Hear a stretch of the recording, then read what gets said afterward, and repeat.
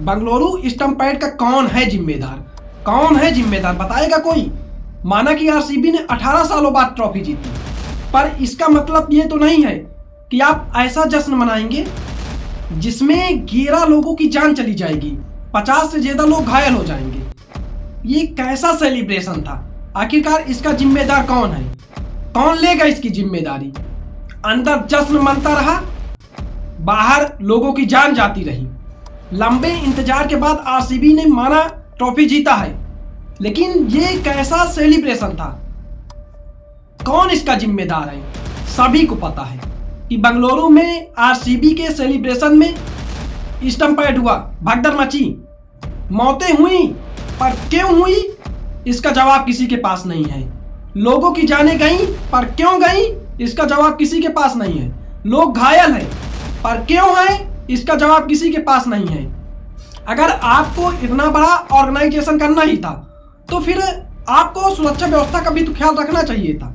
जब पुलिस प्रशासन ने आपको प्रोटेक्शन देने से मना कर दिया, उन्होंने कहा कि इतना जल्दी हम इतनी बड़ी संख्या में लोगों को नहीं संभाल सकते हैं, क्योंकि विराट कोहली होंगे, और अगर कोहली होंगे तो काफी भीड़ होगी, लाखों में भीड़ होगी, हमारे बस की बात नहीं है। तो फिर इतना बड़ा ऑर्गेनाइजेशन कैसे किया गया?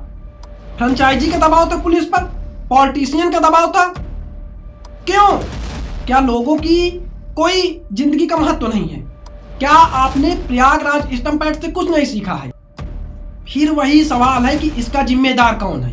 पॉलिटिशियन है, फ्रेंचाइजी है, खिलाड़ी हैं।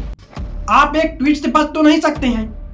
आप जो ट्वीट कर रहे हैं, ट्वीट से आप संवेदनाएं व्यक्त कर सकते हैं, लेकिन ट्वीट से जो 11 लोगों की मौतें हुई हैं, जो 50 से ज्यादा लोग घायल हुए हैं, उनका जिम्मेदार कौन है? इस सवाल का जवाब कौन देगा आखिरकार? पॉलिटिशियंस देंगे, फ्रेंचाइजी देगी, या फिर प्लेयर्स देंगे? कोई माने या न माने, ये सब के सब कहीं ना कहीं इसके जिम्मेदार हैं। क्योंकि अगर पुलिस प्रशासन ने आपको प्रोटेक्शन देने से मना कर दिया था, पुलिस ने कहा कि हमारे बस की बात नहीं है, तो फिर भाई साहब किसके कहने पर और क्यों इतना बड़ा ऑर्गेनाइजेशन किया गया? कोई जवाब देगा? ये सवाल बहुत है, पर इन सवालों का जवाब किसी के पास नहीं है। सबसे बड़ी बात यह है कि ये जो घटना हुई है, ये मन को व्यथित करने वाली है, विभत्स है। ये घटना कोई असाधारण घटना नहीं है, क्योंकि इंडिया में अक्सर ऐसी घटनाएं होती रहती हैं, पर उनसे कोई कुछ सीखता नहीं है। अभी हाल फिलहाल में जो प्रयागराज में हुआ था, उसको देख लीजिए। अगर आपको इतना बड़ा ऑर्गेनाइजेशन करना था, इतना बड़ा सेलिब्रेशन करना था, तो फिर आपको T20 वर्ल्ड कप को देखते हुए मुंबई में जो सेलिब्रेशन किया गया, जो ऑर्गेनाइजेशन किया गया, जिस तरह से वहां व्यवस्थाएं की गई, वहां से कुछ सीखना चाहिए था। लेकिन नहीं, आपको तो अपने 18 साल की जीत का जश्न मनाना था। आपको क्या लेना देना है? किसी को क्या फर्क पड़ता है कि आम लोगों की जिंदगियां जा रही हैं? वैसे भी आम लोगों की जिंदगियों की कोई वैल्यू नहीं है, मुझे लगता है इन लोगों की नज़र में। और सबसे बड़ी बात तो ये है कि बाहर लोगों की जानें जाती रही, भगदड़ मची रही, अंदर सेलिब्रेशन चालू रहा। किसी को कोई फर्क ही नहीं पड़ा कि बाहर क्या हो रहा है।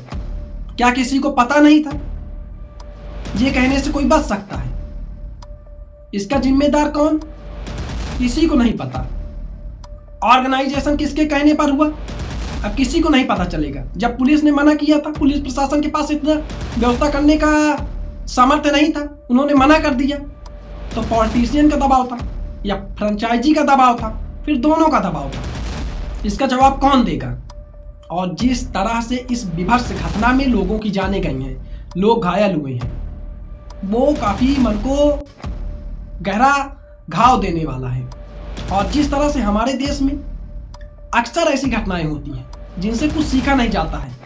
4 महीना की पहले की घटना देख करके भी आप कुछ नहीं सीखे, और आने वाले समय में कहना नहीं चाहिए। इस घटना से भी ये लोग जैसे कर रहे हो, ऐसे कुछ सीखने वाले नहीं हैं। क्योंकि आप अगर इतने बड़े लेवल में सेलिब्रेशन कर रहे थे, आपको पता था कि आरसीबी 18 सालों बाद कप जीती है, तो भीड़ तो होने वाली है, तो आपको T20 वर्ल्ड कप में जैसे मुंबई में फैसिलिटी थी, जैसे मुंबई में ऑर्गेनाइज किया गया, संभाला गया, वैसे आपको बंगलुरु में भी व्यवस्था करनी थी। अगर आप व्यवस्था नहीं कर सकते थे, तो फिर आपको इतना ऑर्गेनाइजेशन बड़ा नहीं करना चाहिए था, आपको इतना बड़ा फंक्शन नहीं करना चाहिए था, आपको इतने बड़े लेवल में सेलिब्रेशन नहीं करना चाहिए था।